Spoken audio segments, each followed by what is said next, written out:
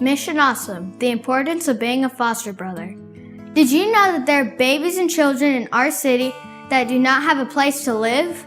According to childrensrights.org, on any given day, there are approximately 397,000 children in foster care in the United States. Since there are so many kids in care, it is important for good families like mine to become a foster family. And for the last 3.5 years, we have been taking care of babies. People ask me lots of questions about what it's like to be a foster brother. My mom and dad say this is how we are missionaries right here in our city. So I call it Mission Awesome.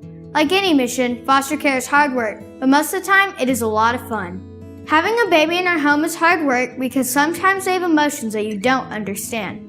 They may be sad because they miss their family or angry because they've been through tough situations before they came to live with us. Having a baby in our home is fun because they laugh when we play games like peekaboo and catch. We love to watch them learn new things. My favorite is when they learn new words. One time my foster sister Hannah's first word was my name, Bubba. It made me feel happy. When a baby comes to our home, we treat them like they're related to us. We give them nicknames like you probably do with your brother and sister. And they usually do not have many toys or clothes, so we like to shop for them. But sometimes they get extra toys. One time my foster sister Jenny was in the store with my dad, my cousin, and me. As we passed by the Beanie Baby display, she reached out and grabbed a fluffy monster doll that was almost as big as she was. My dad let her hold it throughout the store, but by the time we got to the checkout, she had chewed off the tag and cried when my dad tried to put it back. So my dad ended up buying the fluffy monster doll, and it became her favorite toy. The day baby moves away, it is always very sad. It is hard to say goodbye. But we are happy that God puts them in a forever family where they'll be loved and cared for. One of my favorite memories so far was when we were invited to Jenny's adoption day. It was nice to see her again, and we became friends with her new family. Matthew 25:40 says, "Whatever you did for the least of these brothers and sisters of mine, you did for me." Yes, being a foster brother can be hard work, but most of the time it is a lot of fun. We know we are taking care of babies and serving God, and that is truly Mission Awesome.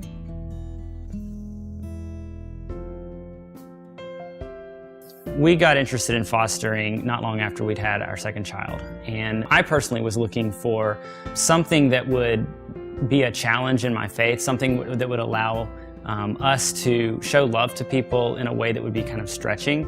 And so we just started thinking about what could we do, and the idea of fostering and adopting appealed to us. There are kids right here that need foster parents and need foster families.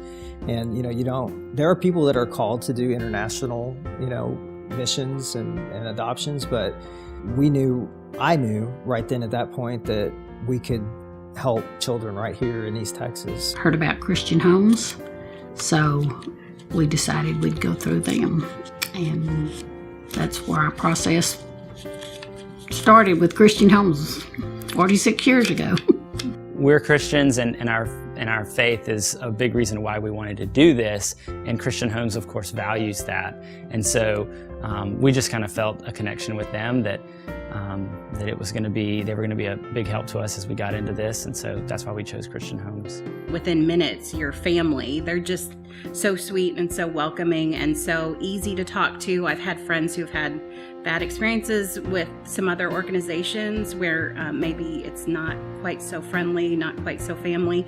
And so we feel really lucky when we hear the bad stories because we're like, we picked the right one. We're in the right place. My favorite thing is just holding the baby, rocking it, taking care of it. It's a real neat experience to get to hand those babies to parents that have wanted a baby for years and never been able to have one. And, some of them are thrilled to death. I like who our family is when we foster. I love how we come together and work together to help somebody else. I think before we started fostering, the kids were a little bit selfish, a little bit spoiled because, all the focus was on them all of the time. And so to bring a baby in, at first we were a little bit nervous. We had some long conversations about what will this do to our kids to start fostering.